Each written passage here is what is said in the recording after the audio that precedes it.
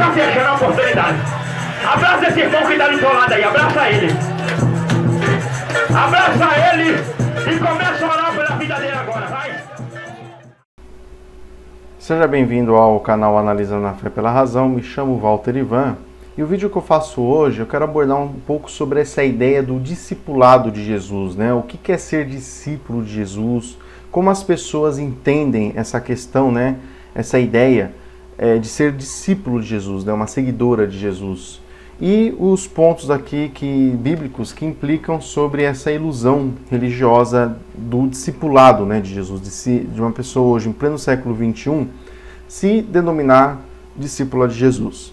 Porém, antes, se você for novo aqui no canal, convido você a conhecer os vídeos com conteúdo racionalistas e céticos, na qual eu apresento aqui no canal Analisando a Fé pela Razão. E se você gostar do meu trabalho e achar digno, inscreva-se no canal e deixe seu like. Fique à vontade para expor o seu comentário de crítica, dúvida, elogios. Mateus 10, ele fala sobre Jesus ele chamando, né, os seus seguidores. Ele reuniu os seus 12 seguidores, aqueles que depois futuramente se tornariam apóstolos. E as pessoas elas se denominam hoje em dia, a igreja ensina as pessoas a amar Jesus. Sim, as pessoas não amam a Jesus simplesmente pela Bíblia ou porque simplesmente querem. Na verdade, elas são condicionadas a amar Jesus, a crerem em Jesus, né? A instituição, a organização responsável por esse feito é a igreja cristã. E podemos dizer que quase todas as igrejas cristãs conseguem fazer essa proeza, né? De fazer as pessoas seguirem um homem, uma ideia, um ser que não se faz presente fisicamente, mas ele se faz presente pela fé, ou seja, pela imaginação das pessoas. E a igreja ensina os seus adeptos a amarem a Jesus e a tal ponto das pessoas querer se tornarem discípulas de Jesus, ser uma seguidora de Jesus, mesmo Jesus não se fazendo presente, tá? Mesmo não tendo um contato pessoal, né, e real com Jesus. E aqueles que, obviamente, se denominam terem um contato real, íntimo e pessoal com Jesus, a gente sabe que isso daí é fruto da fé. É fruto da imaginação do crente, né? Da pessoa que alega tal condição ou situação. E o que Jesus ele ordena, né? Aqui em Mateus 28, se a gente pegar aqui a Bíblia, tá? Estou aqui com a minha Bíblia. Mateus 28, do verso 18 em diante, Jesus fala o seguinte, né? Chegando Jesus, lhes falou dizendo, para os discípulos: toda a autoridade me foi dada no céu e na terra. Portanto, ide e fazei discípulos de todas as nações, batizando-os em nome do Pai, do Filho e do Espírito Santo. Verso 20. Ensinando-os a obedecer, presta bem atenção, tudo o que eu vos tenho ordenado. E eis que estou convosco todos os dias até a consumação dos séculos. Tá? Então, ou seja, Jesus ele deixou os seus discípulos, tá? Porque ele precisava subir aos céus, ou seja, ele não se faria mais presente em forma carnal, de forma pessoal, ele se faria presente apenas de longe, né? Assim, apenas pela imaginação dos discípulos, de acordo aqui com a narrativa bíblica. Essas ideias são praticadas até hoje pelo cristianismo. A igreja convence o crente de que Jesus, mesmo não sendo visível, né? Por exemplo, a pessoa hoje vai na igreja, lá ela tem o pastor, lá ela tem o diácono, lá ela tem membros, a cadeira, o vaso de flor na frente do púlpito, o microfone, caixa de som, tem pessoas que se incorporam com o demônio para dar entrevista, tem pessoas invejosas, tem ex-ladrão, tem ex-assassino, tem ex-prostituta, tem tudo quanto é tipo de coisa tem na igreja, menos Jesus. Jesus não está no meio da igreja. Você vai lá, você não consegue ver Jesus. Você tem que ter fé que Jesus está ali presente. Então, ou seja, desde a ascensão de Jesus aos céus, essa ideia de Jesus estar em espírito, ou seja, não de forma visível, mas pela fé, pela imaginação, ela perdura na história do cristianismo. Porém, para aqueles que receberam a missão de Jesus, os verdadeiros discípulos, que é muito diferente dos discípulos que nós temos hoje em dia, dentro do século XX, século XXI, que alegam ter tido uma experiência com Jesus, mas tudo depende da fé. E, na verdade, a igreja propicia, ela incentiva, ela induz o crente a tal experiência, né? De sentir a Deus, ter um relacionamento, orar e imaginar Deus ouvindo a oração dela. A pessoa ela tem que seguir um código de conduta, e às vezes quando ela não segue esse código de conduta, se desvia, que é o famoso pecado, ela pede perdão a Deus, aí ela imagina Deus entendendo ela. Então a vida do crente se resume, se baseia pela fé, ou seja, pela imaginação. Essa que é a grande verdade. Esses discípulos de Jesus que a Bíblia relata aqui em Mateus, aliás, nos Evangelhos, os discípulos eles realmente tiveram uma experiência, por exemplo, claro, levando em conta se a história for verdadeira, né? Mas suponhamos que o que está aqui nos Evangelhos seja verdade. Os discípulos eles realmente não pediram para ser chamados, mas eles foram chamados, eles foram escolhidos. Eles andaram verdadeiramente com Jesus, eles ouviram a voz de Jesus. E Jesus hoje não aparece. Hoje o crente, quando diz que ouve a voz de Deus, é a voz da imaginação. Mas esses discípulos ouviam Jesus, tocavam em Jesus, ouviam a ordem de Jesus, o ensinamento, a instrução, acompanhavam a Jesus fisicamente, não pela fé. Mas se Deus amou o mundo de tal maneira, e Deus não faz distinção de pessoas, porque um pequeno grupo de pessoas, numa pequena região, numa determinada época, puderam ter esse tipo de oportunidade sem pedir. E hoje o crente, que ele vai na igreja, e ele é induzido a amar Jesus, porque a igreja induz ele a amar Jesus, ele não pode ter essa experiência. Vocês já pararam para refletir sobre isso? Sem contar que a ilusão aqui não tem fim, e a ilusão aqui é algo meio até absurdo, digamos assim, porque aqui no verso 20, o que Jesus fala? Ensinando-os a obedecer tudo o que vos tem ordenado. O que Jesus ordenou aos seus discípulos? A resposta vai estar aqui no próprio livro de Mateus 10, né? Mateus 10, quando Jesus ele reúne, faz a escolha dos seus discípulos, que futuramente, após a sua ascensão ao céu, se tornariam apóstolos, ou seja, seriam aqueles que seria a base da sua igreja aqui na terra. Jesus ele ordena, dá as seguintes ordens para os seus discípulos, né? Jesus reuniu seus 12 discípulos e lhe deu autoridade sobre espíritos imundos, ou seja, demônios, que na verdade são problemas psicológicos e psiquiátricos, né? Por exemplo, nesse tempo aqui de Jesus, uma pessoa que sofria com um problema de epilepsia, ela era tida como demônio. Hoje a gente sabe que epilepsia nada mais é, nada menos do que é um problema cerebral, neurológico. É uma doença. Não tem relação nenhuma com o demônio. Só que a ciência hoje descobre isso e prova a origem e o que se dá essa doença muito desagradável chamada epilepsia. Mas, há 2000 anos atrás, as pessoas aqui, principalmente dessa região da Judéia, Cafarnaum, Jerusalém, que era uma região extremamente atrasada já para aquela época, já para aquele período, como não havia uma luz da clareza científica, então atribuíam o quê? A demônio. E isso é utilizado até hoje em dia, né? As pessoas, algumas denominações, quando acontece uma coisa de ruim com o crente, foi o diabo que trabalhou, foi o demônio que fez isso. Mas ali tem uma explicação. Por que determinadas coisas acontecem. Às vezes a ciência pode não conseguir hoje explicar ainda alguns fenômenos. Mas existe algo físico, um fator físico, uma condição que propicia tal situação. Mas, assim como a epilepsia e hoje sabe que é uma doença, não tem relação nenhuma com demônios, então Jesus deu-lhes a autoridade sobre espíritos imundos para os expulsarem e para curarem toda a sorte de doenças e enfermidades. Toda a sorte. Não é curar algumas doenças. É curar toda a sorte, todo o tipo de doenças e enfermidades. No verso 5, Jesus ele fala o seguinte, para os seus discípulos, para aqueles que ele chamou.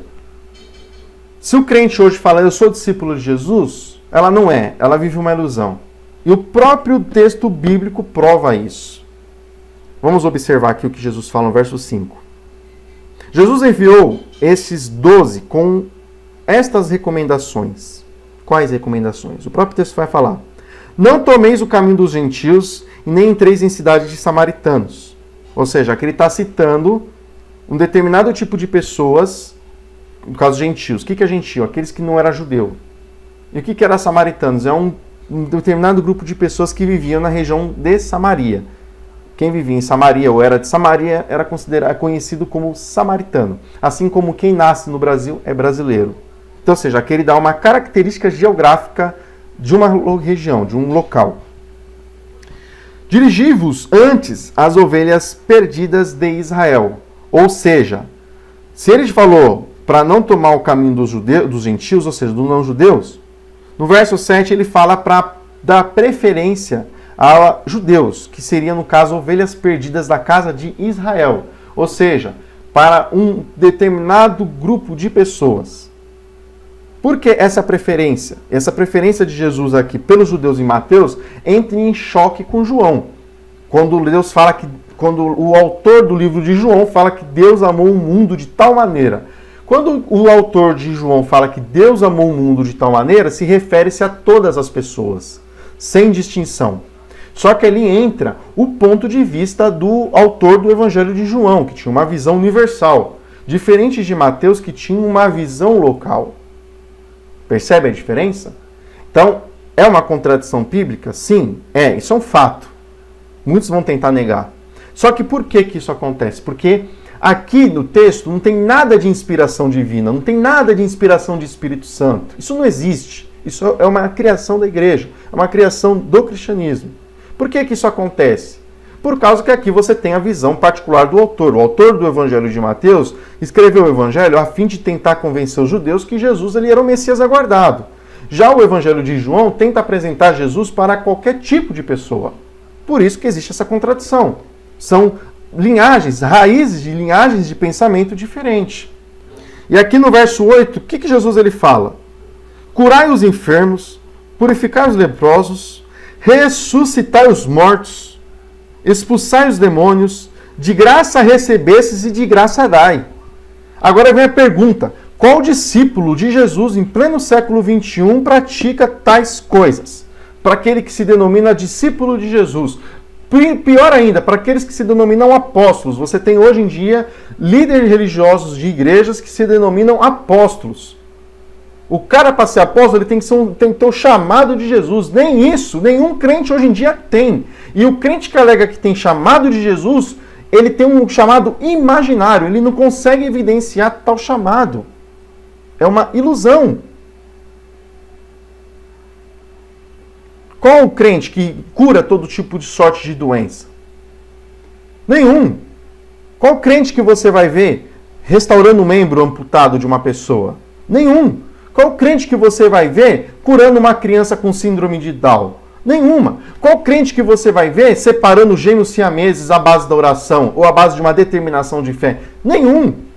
Qual crente que você vai ver restaurando a vista de uma pessoa que teve um olho vazado? Nenhum. Qual crente que você vai ver curando calvície de uma pessoa?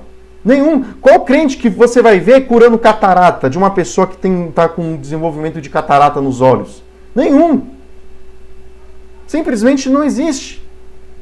Não tem nenhum discípulo de Jesus hoje em dia. Tá? Em primeiro lugar, Jesus, ele chamou 12. Esses 12 tiveram uma oportunidade que nenhum crente depois deles tiveram, de ter o chamado e andar com Jesus, ter um relacionamento especial com Jesus. Coisa que nenhuma outra pessoa, mesmo naquele tempo, teve. Ou seja, ele separou um grupo de 12 homens que tiveram uma oportunidade que nenhum crente nunca teve, não tem e nem vai ter. Outra questão, o crente que hoje em dia, induzido pelas igrejas, fala que é discípulo de Jesus, não passa de uma ilusão, porque ele não consegue praticar as ordens. Jesus aqui ele deixa ordens, instruções a serem seguidas. Não eram para serem analisadas, não eram para ser questionadas, eram para ser seguidas. E Jesus ele fala aqui em Mateus 28, ensinando-os a obedecer tudo o que vos tem ordenado. Ou seja, o que Jesus ordenou para esses 12 discípulos, eles deveriam levar para outras pessoas, que seriam, no caso, discípulas, novas discípulas, claro, não feitas por Jesus, mas feitas pelos apóstolos, ensinando o que Jesus ordenou. Obedecer, aliás, tudo que Jesus ensinou e ordenou. E o que Jesus ordena aqui em Mateus 10? Curar todo tipo de doença. Crente não faz isso. Ressuscitar morto, aqui ó, no verso 8, né? Ressuscitar morto. Isso também nenhum crente faz. O que o cristão vai fazer no velório? Vai lá para orar. Chama o pastor para orar e chama o padre para rezar. Não tem ressurreição de mortos no velório. A pessoa chama lá um líder religioso, o líder religioso ele vai lá o que fazer? Orar e tentar consolar as pessoas. Ainda por cima com mentiras. Não, porque fulano está num bom lugar. Creia que o fulano ele está salvo com Jesus. Creia, nesse momento a pessoa está descansando no seio de Abraão ou no paraíso. Vão lá consolar as pessoas com mentiras. Mas o que Jesus mandou? Ir em velório consolar pessoas? Não. Ele mandou ressuscitar mortos. Crente faz isso? Não. Por quê? Porque é uma ilusão. Isso não existe. Morto não ressuscita. Todo mundo sabe. Então, a intenção desse vídeo, só um último detalhe, que nem a questão aqui de expulsão de demônios, tá? As pessoas que elas incorporam com demônios, que a gente vê por aí afora em algumas denominações, tem que ter um perfil para isso. A pessoa é induzida, né, através de táticas de hipnose. E existe um perfil de pessoas que vão ser induzidas. Não é qualquer pessoa que é facilmente induzida pelos líderes religiosos. Existe um perfil de pessoa que é induzida pela hipnose, que aí apresenta ali a manifestação com um suposto demônio. Tá? Isso aqui também a ciência, a psicologia já desvendou.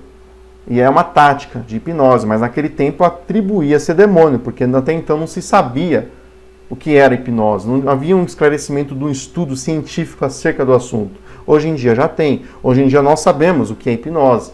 Se você não conhece bem, pesquisa aqui no YouTube, tem o professor Antônio Carreiro e diversos outros profissionais que apresentam essa questão do que é ou não hipnose. E os líderes religiosos, para manifestar demônios, eles utilizam hipnose. E existe um perfil para as pessoas poderem serem induzidas pela hipnose.